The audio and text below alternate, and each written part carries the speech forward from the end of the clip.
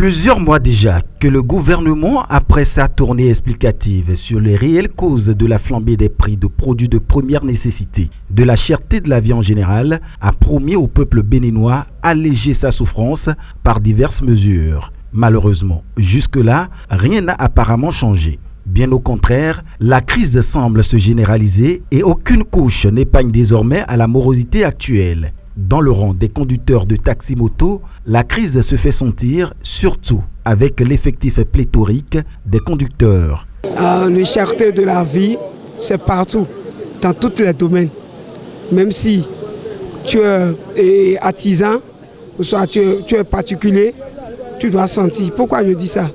Regarde, nous, particulièrement nous les émigrants, quand on sortait de 9h à 10h, soit à midi comme ça, on trouve un peu 4 000, 3 000.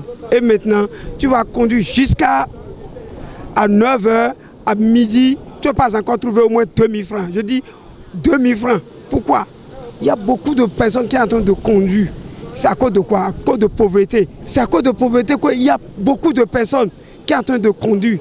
Ce n'est pas bon. Et encore, le gouvernement aussi, ils ont chassé les gens pour dire qu'il y a des faux diplômes. Eux là, ils sont rentrés dans ZEM pour en train de conduire ZEM. C'est pour cela qu'il y a beaucoup et plein de ZEM à Cotonou. Sincèrement, ça ne va pas. Ça ne va pas parce que les émigrants d'aujourd'hui souffrent. Puisque le nombre a augmenté, le nombre a accroître. Les licenciements, les limogeages, les quoi là, ça fait que le monde a accroître.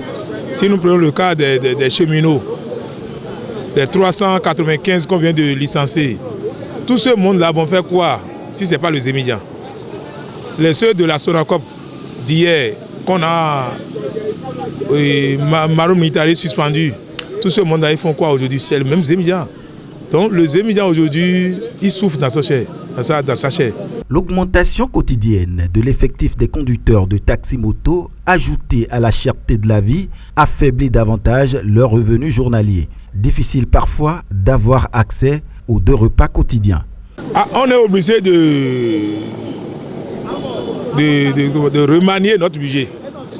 Si tu as l'habitude de manger 200 francs le matin, avec ces 200 francs, il vaut mieux d'aller payer Djongoli ou soit à Tchéké, ce qui va te constituer un peu pour traverser l'après-midi. Si tu vas là-bas manger, j'ai 200 francs, je vais manger spaghetti, là, tu t'as créé des problèmes. On essaie de remanier notre budget, avec ça, on va s'en sortir. Pour le dépeuplement du secteur, certains proposent. Il y a beaucoup de terre au Bénin.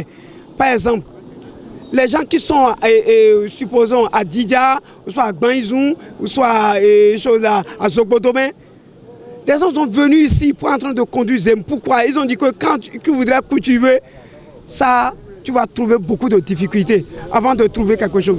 Et maintenant, l'État a de moyens. Il va acheter des tracteurs, ce qu'on veut utiliser pour en train de cultiver. S'ils ont fait ça là, ça serait bon. Les gens vont rester là-bas. Au moins, chaque fin du mois, ça serait un métier. Chaque fin du mois, si l'État donne au moins 50 000, 60 000, les gens doivent rester là-bas. Et après, ce qu'ils ont récolté, l'État doit prendre ça pour revendre ça. Et pourquoi l'État ne peut pas faire ça? S'ils ont fait ça, il y a eu le corps du ZEM, ça diminue un peu beaucoup. Quand tu vas voir 60 000 par mois et tu vas laisser pour conduire ZEM, non, je dis non, monsieur le président. Il faut faire quelque chose pour les émigrants. Ça serait bon pour vous. En attendant de trouver les alternatives pour dégraisser le secteur, certains citoyens préconisent. Mais si, en haut, vous ne commencez pas vous sacrifier, pas réduire vos salaires politiques, mais le bas peuple, à qui vous demandez chaque jour, serrez vos ceintures, voilà. Il y a bientôt la rentrée. Les parents ne savent où mettre la tête. Je suis victime. Je voudrais inviter le gouvernement, avec respect que je le dois, monsieur le président Patrice Talon. Il n'a qu'à revenir dans la réforme du ZEM pour faire quelque chose pour les émigrants. Il n'a qu'à faire quelque chose pour les émigrants. Lorsque, en 2016, c'est ici que l'État est arrivé pour dire que quand on voudrait aller aux élections, on va venir ici d'abord. Et lorsque le président a pris le pouvoir, il a laissé nous les émidiamans. Ce n'est pas bon. Je pense qu'il n'a qu'à faire quelque chose pour les émidiamans. Il a fait ça pour les autres, non. Et pourquoi le corps des émidiamans? Il n'a qu'à faire ça. Monsieur le Président, je vous invite de faire ça. Ça sera bon pour vous.